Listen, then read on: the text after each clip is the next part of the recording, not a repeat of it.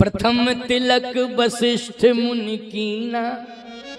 अयोध्या का राज तिलक मेरे हाथ में है, इसलिए जो मेरे हाथ में है उसे मैं पूरा करूंगा, तुम्हारा तिलक करूंगा, अभिषेक करूंगा।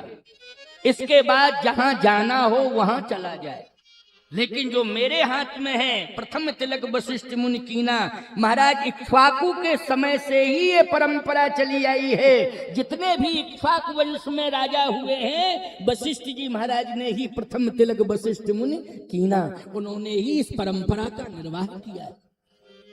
इसलिए मैं इस परंपरा का निर्वाह करूंगा। भरत तुम सिंहासन पर बैठो, मैं तुम्हारा तिलक करूंगा। भरत जी ने कहा नहीं, जो आपके हाथ में है उसे मैं हाथ में लेना नहीं चाहता। जो आपके हाथ में है उसे मैं हाथ में लेना नहीं चाहता हूं। अगर आप हाथ में मेरे अयोध्या का राज्य दे रहे हैं तो नहीं नहीं, ये मैं स्वीकार नहीं करूंगा। यदि आपके हाथ में ये हो तो कृपा करके पूरा कर दो। वशिष्ठ जी ने कहा क्या? भरत जी ने कहा भरत का हाथ गुरुदेव रघुनाथ के हाथ में पकड़ा दो, बस भरत स्वीकार कर लेगा और भरत अपने जीवन में धन्य धन्य हो जाएगा, कृतार्थ हो जाएगा और समस्याओं से उभर जाएगा।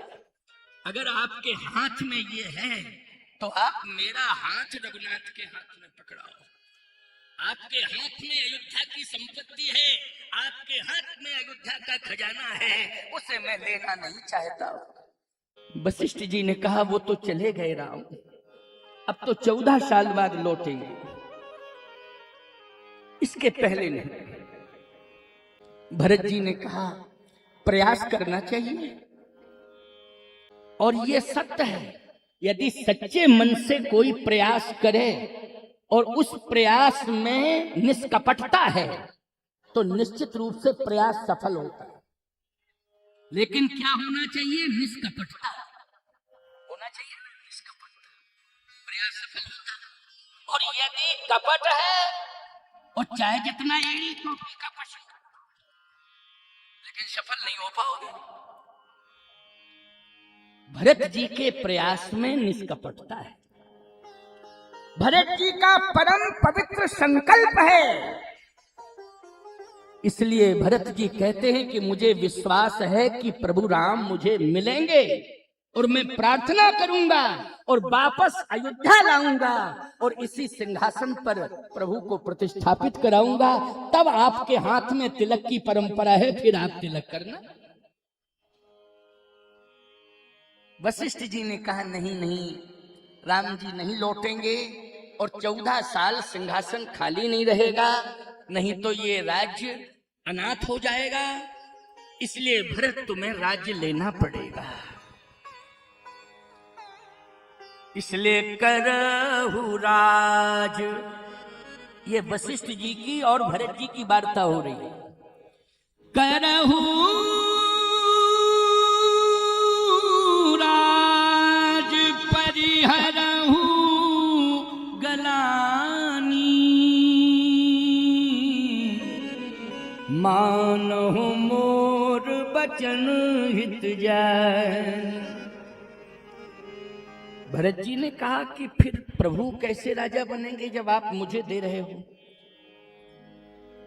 वशिष्ठ जी बोले सौंपिए राज्य राम के आए, और सेवा करहु स्नेह सुहाए। 14 साल के बाद जब श्री राम जी लौट के अयोध्या आ जाएं तो राम का राज्य फिर राम को सौंप देंगे और तुम सेवक बनकर के सेवा करना। भरत जी ने कहा ये श्री राम की मर्यादा नहीं है। भले ही और राजा इसका पालन करते रहे हों, लेकिन श्री राम जी की मर्यादा नहीं है। क्यों? यदि मैं अयोध्या की संपत्ति को 14 साल के लिए स्वीकार करता हूं और आप मुझे राजा बनाते हैं तो ये संपत्ति मेरी भोग्या हो जाएगी। क्या हो जाएगी? भोग्या। ईमानदारी के साथ बताओ, संपत्ति जो होती है वो राजा के अधीन होती है कि नहीं होती है? होती है ना। भरत जी ने कहा नहीं, जो मेरी भोग्या है प्रभु उसे कैसे स्वीकार करेंगे? और जो प्रभु की भोग्या है वो मेरी पूज्या है, मैं उसे प्रणाम कर सकता हूं, लेकिन उस पर मैं अधिकार सिद्ध नहीं कर सकता। ये है उच्च कोटि की सोच। बोलो भाई, ये यहां तक तो मति वशिष्ठ जी महाराज की भी नहीं पहुंच रही थी जो भरत जी सोच रहे हैं। इसलिए ये प्रभु की है, प्रभु की रहेगी, और प्रभु के बाद केवल केवल सिर्फ प्रभु का ही नाम रह जाएगा अयोध्या में। इसलिए बोलो, अयोध्या राम के नाम से ही जानी जाती है कि नहीं जानी जाती? बोलो, राम जी के बाद भी दोई सुत सुंदर सीता जाए, लव कुश वेद पुराणन गाए, दोई दोई सुत सब भ्रातन केरे, भय रूप गुणशील घनेरे। लेकिन बोलो, क्या लव कुश के नाम से अयोध्या जानी जाती है? बोलो, जानी जाती हो तो बताओ, किसके नाम से जानी जाती है? केवल राम के नाम से। इसलिए गुरुदेव, ये मेरी पूज्या है, ये मेरी मां है, मैं इसे प्रणाम करता हूं, हमेशा प्रणाम करता रहूंगा। बस इतना कर सकता हूं कि चलूंगा, रूठे प्रभु को मनाऊंगा, कोशिश करूंगा। वशिष्ठ जी ने कहा, यदि नहीं लौटे तो तुम राज्य तो ले लो, फिर बाद में लौटा लाना दे देना। नहीं नहीं, मोह राज हट दई हो जब ही, तो रसा रसा तल जई है तो वही। आप जबरदस्ती यदि करेंगे तो ये रसा रसातल जो है तो वही, ये धरती रसातल में चली जाएगी।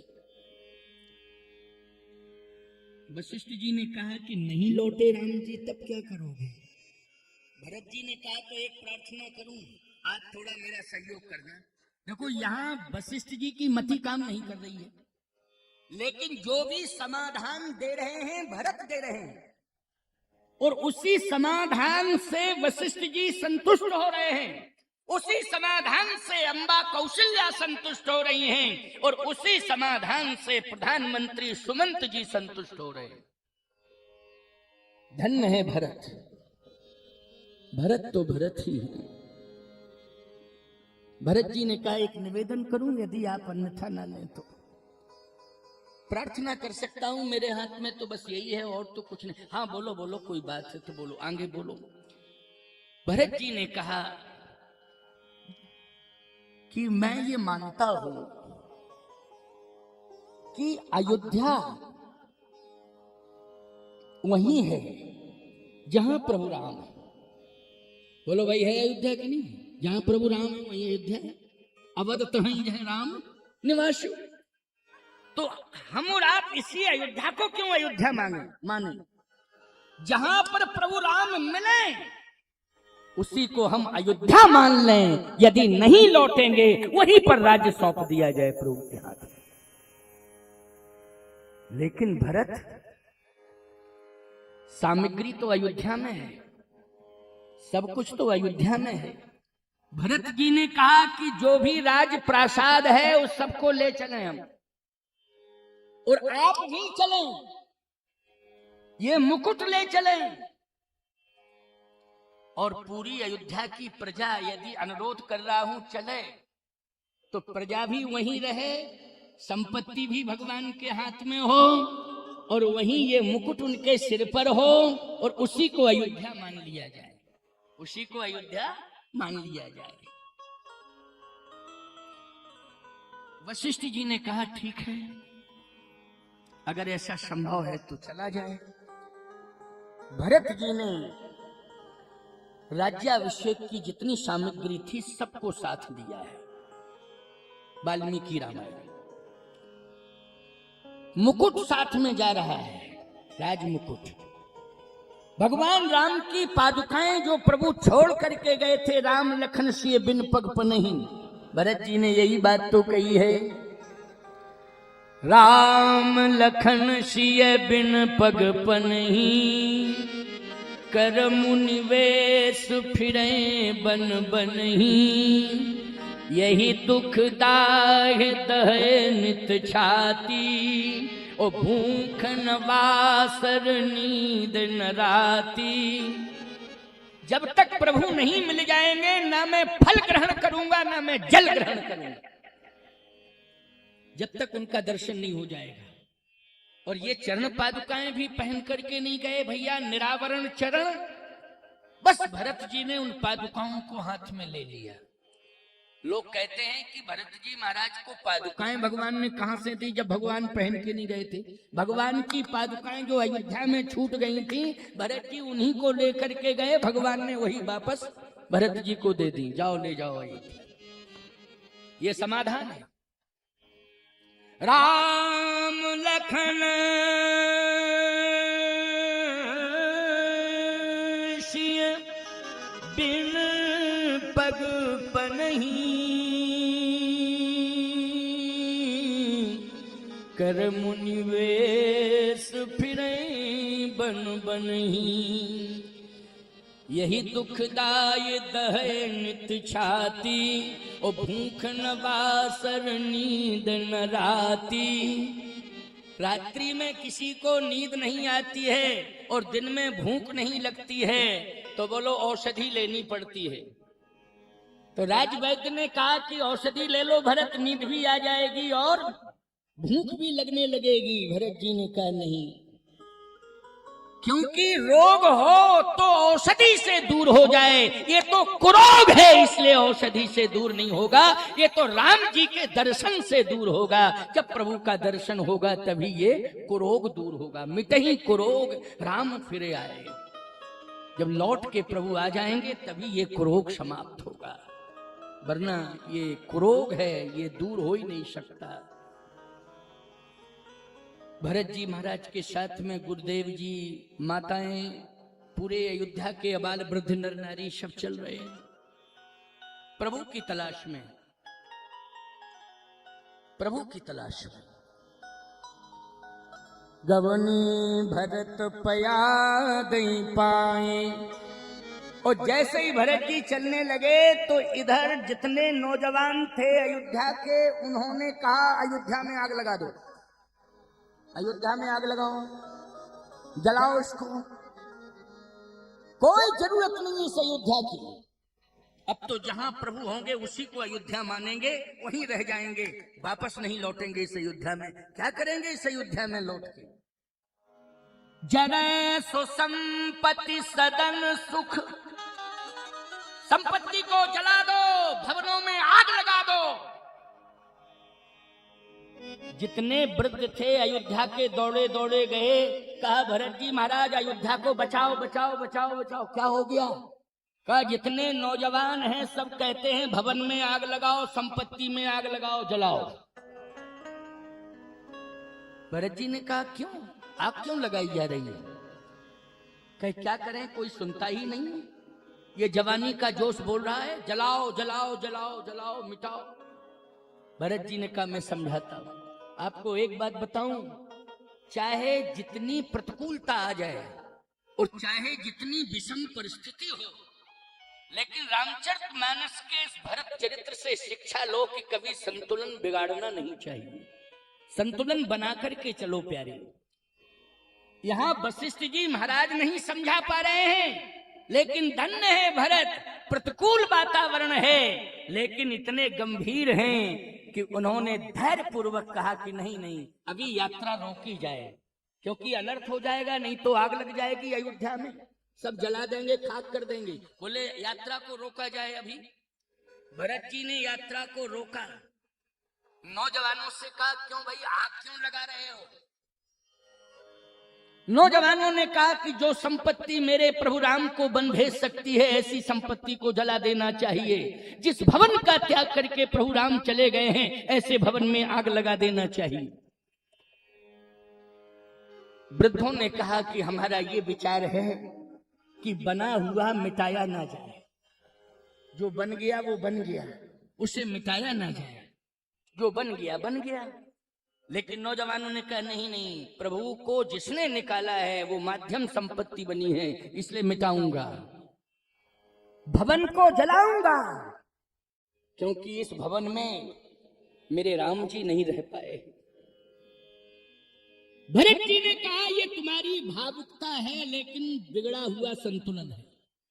भावुक होना चाहिए लेकिन संतुलन बिगड़ना नहीं चाहिए। बोलो भाई, भावुक होना अच्छी बात है लेकिन संतुलन को बिगाड़ना अच्छी बात नहीं है।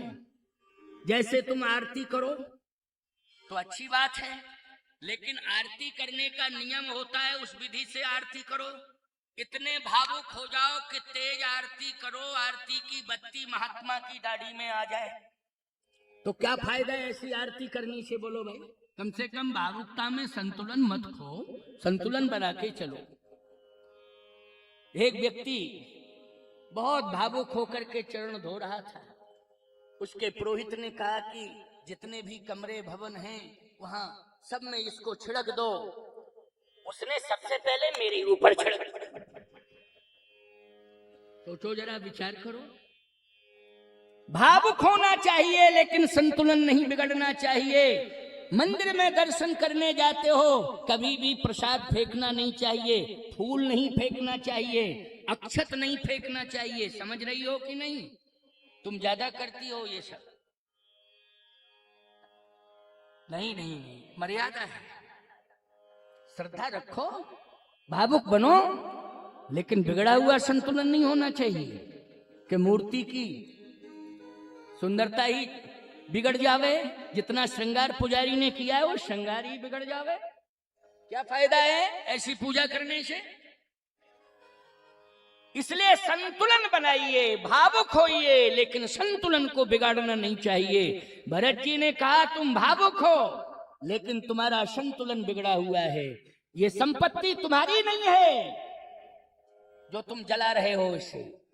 ये संपत्ति तुम्हारी नहीं है, ये भवन तुम्हारा नहीं है जो इसे जला रहे हो, ये संपत्ति तुम्हारी नहीं है जिसे तुम मिटा रहे हो। संपत्ति सब रघुपति के आही, जो बिन जतन चलो तज ताही। ये भगवान की संपत्ति है, ना तुम्हें जलाने का मिटाने का कोई अधिकार नहीं है।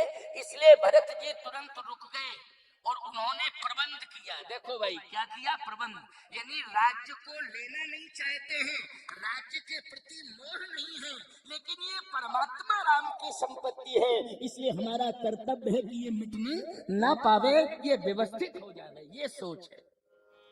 इसलिए कभी सोच हल्की नहीं करनी चाहिए, कभी सोच बिगाड़नी नहीं चाहिए।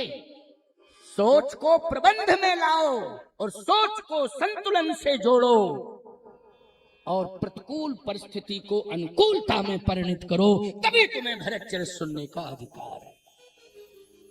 इसलिए रामायण को पढ़ो, लेकिन रामायण के अनुसार चलो। केवल पढ़ना ही नहीं है, रामायण के अनुसार चलना है। भरत जी ने उसी समय कहा, जितने भी भरत जी के साथ अबाल वृद्ध नर नारी थे, भरत जी की दृष्टि गई, इशारा किया इधर आओ, दूसरी शिकायत इधर आओ, तीसरी शिकायत इधर आओ, चौथे शिकायत इधर आओ। जैसे ही बुलाया पास में, गोस्वामी जी कहते हैं वो ऐसे सेवक थे भरत की दृष्टि में जिनके बारे में तुलसीदास जी ने लिखा, अस विचार अस विचार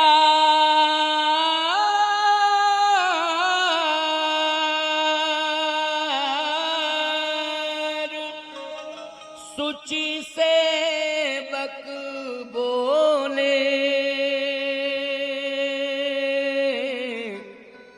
जे सपने हु निज धर्म न डोले।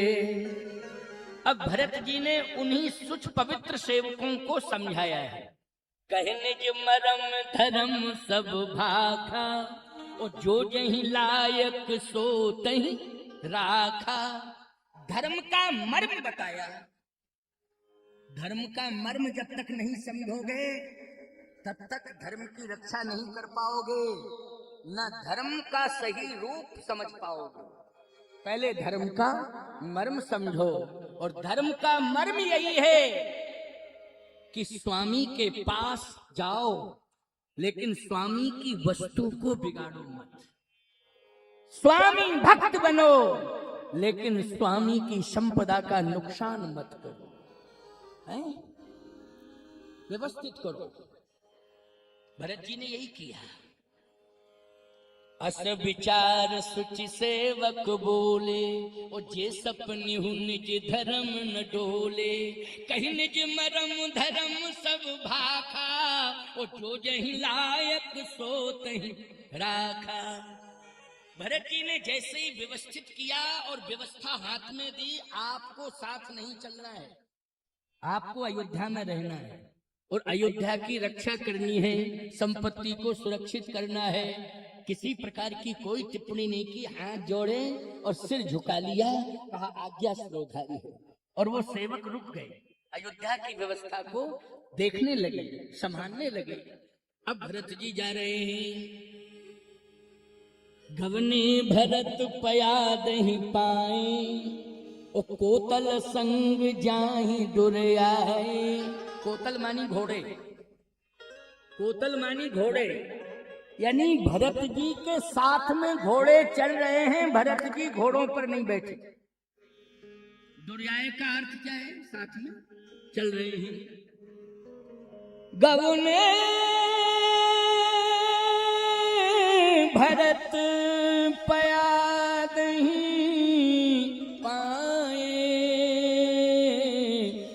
कोतल संग जाहि दुरियाए।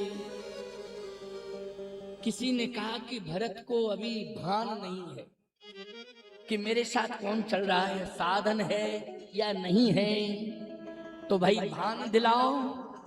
कहें सुसेवक बारहि बारा, होइए नाथ असवारा, होइए नाथ असवारा।